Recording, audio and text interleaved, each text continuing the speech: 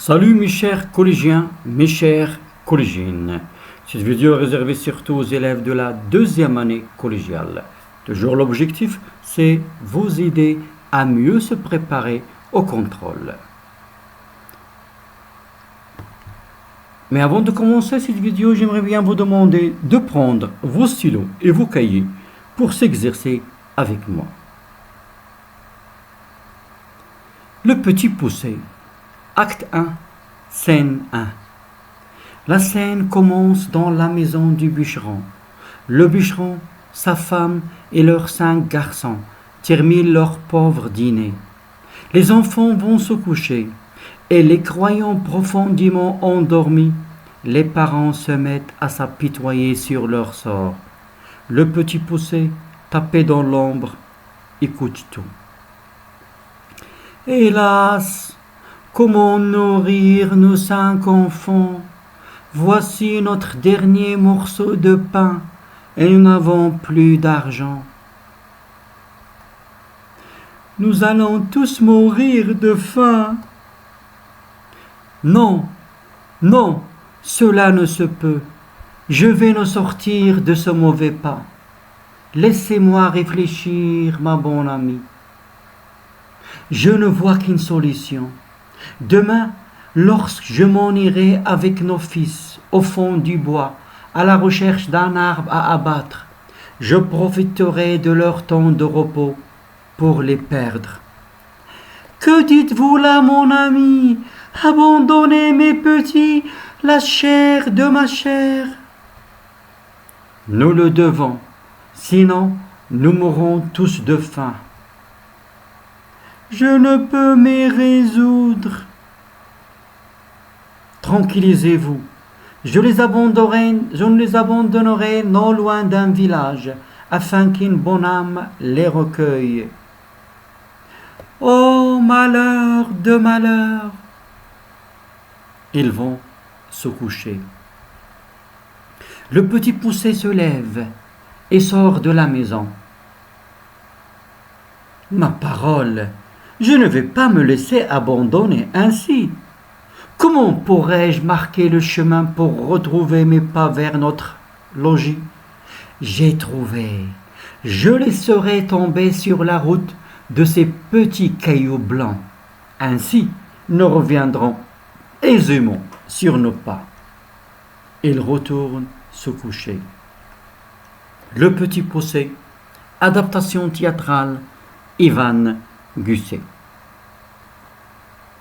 Alors j'espère mes chers que vous allez lire et relire le texte. Après, répondre aux questions. Commençons par la première question. Quelle est la source du texte? La source du texte. Oui, très bien. Alors la source c'est le petit poussé. Et quel est l'auteur? Oui, l'auteur c'est Ivan Gusset.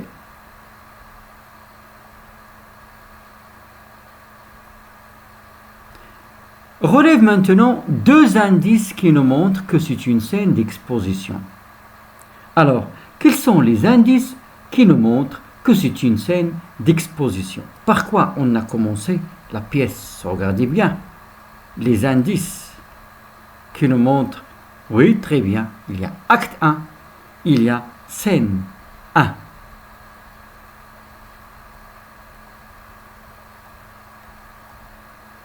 Quels sont les personnages de cette scène? Oui. Alors, j'espère que vous avez relevé les personnages. On a le bûcheron, sa femme, leurs 5 garçons. Qui a écouté les parents au moment qu'ils discutaient? Est-ce que tous les enfants sont endormis? Il y a quelqu'un qui les a écoutés. Alors, c'était qui? Oui. Et toujours, je vous rappelle, vous pouvez arrêter la vidéo, lire et après voir la correction. Alors c'était le petit poussé qui a écouté les parents. Vrai ou faux? La scène s'est déroulée dans la forêt. Est-ce que la scène s'est déroulée dans la forêt? Alors, la scène s'est déroulée dans la forêt. Vrai ou bien faux? Faux. La scène s'est déroulée dans la maison de bûcheron. Le bûcheron avait 4 garçons. Oui? Très bien, c'est faux. Il avait 5 garçons. Le petit poucet était endormi. Est-ce que le petit poucet, comme ses camarades, ou bien comme ses frères, est-ce qu'il était endormi? Non, c'est faux. Le bûcheron était riche. Est-ce qu'il était riche? Très bien, c'est faux. Il était pauvre. Il n'a pas d'argent. Que veut faire le bûcheron à ses enfants et pourquoi? Alors, qu'est-ce qu'il veut faire? Il était pauvre, il n'a pas d'argent. Qu'est-ce qu'il veut faire à ses enfants? Oui? Alors, qu'est-ce qu'il veut faire le bûcheron à ses enfants? Très bien. Alors, le bûcheron, il veut perdre ses enfants dans la forêt ou bien il veut abandonner ses enfants. Et pourquoi? Voici notre dernier morceau de pain et nous n'avons plus d'argent. Ça veut dire pourquoi? Parce qu'il n'a pas de pain et il n'a pas d'argent. Alors le bûcheron veut abandonner ses enfants car il n'avait pas les moyens de les nourrir.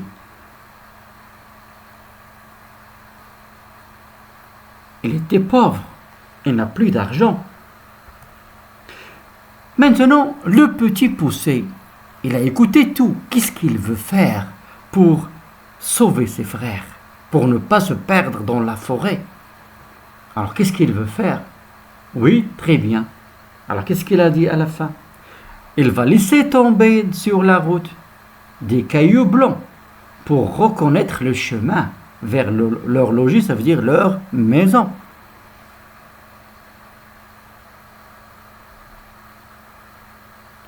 Alors, vous avez aimé cette histoire?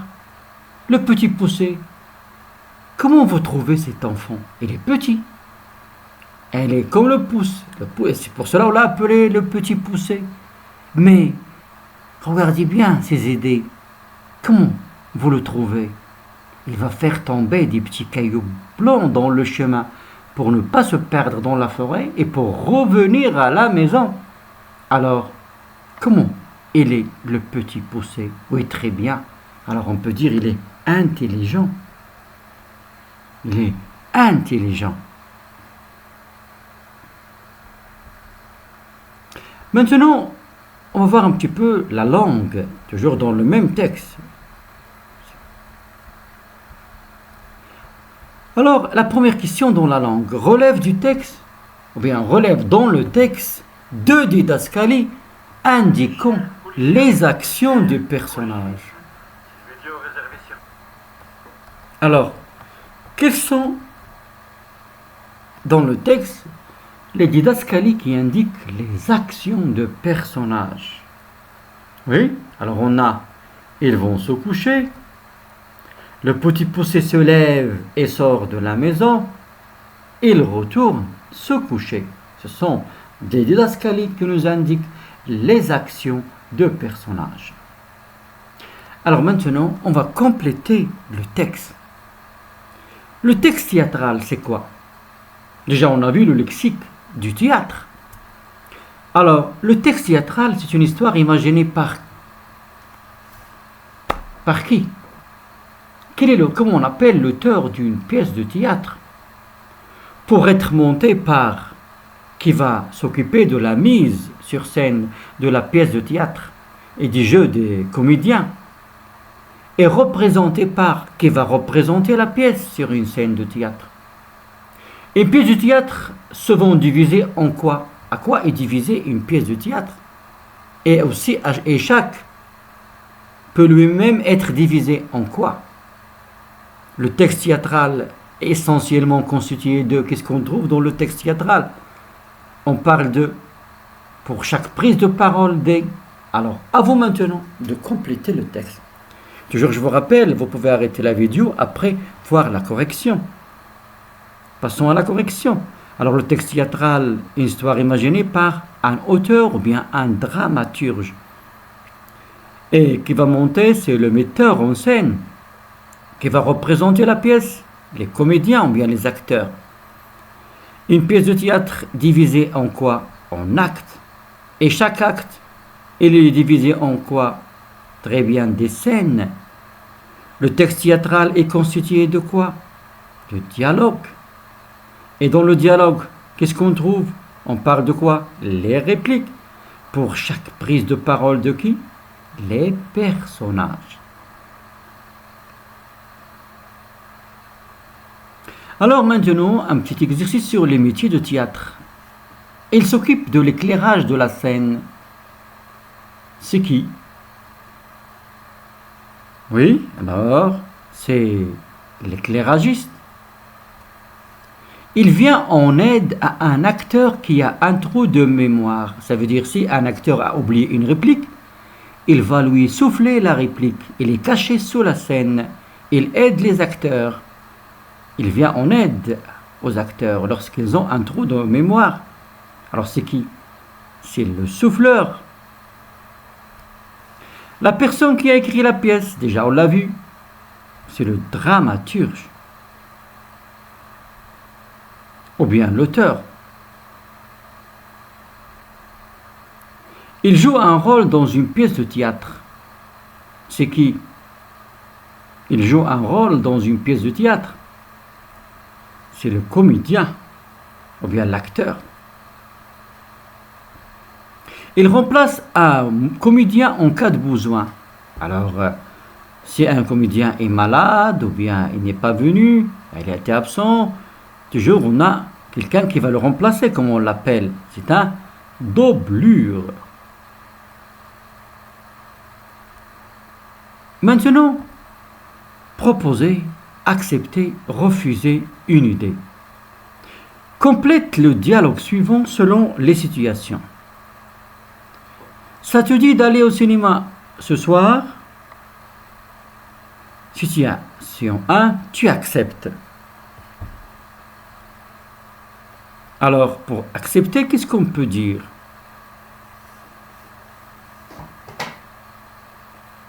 Alors, imaginez situation 1, tu acceptes. Situation 2, tu vas refuser. Et dans la situation 3, tu vas hésiter. Alors, pour accepter, qu'est-ce qu'on peut dire? Oui, c'est d'accord, j'accepte, etc. Volontiers. Et refuser gentiment.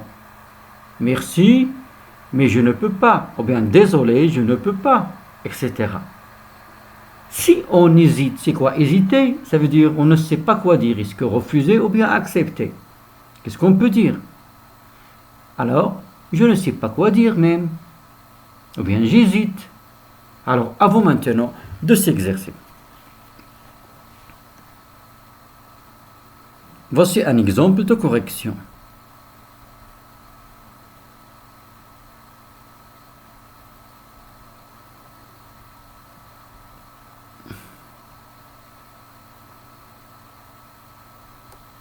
Alors, j'espère maintenant que les choses vont être faciles pour vous, pour mieux se préparer aussi au contrôle. Et toujours, je vous invite à découvrir encore d'autres leçons d'évaluation et soutien, ou bien d'autres vidéos d'évaluation et soutien pour vous aider à mieux se préparer au contrôle. En attendant, à bientôt.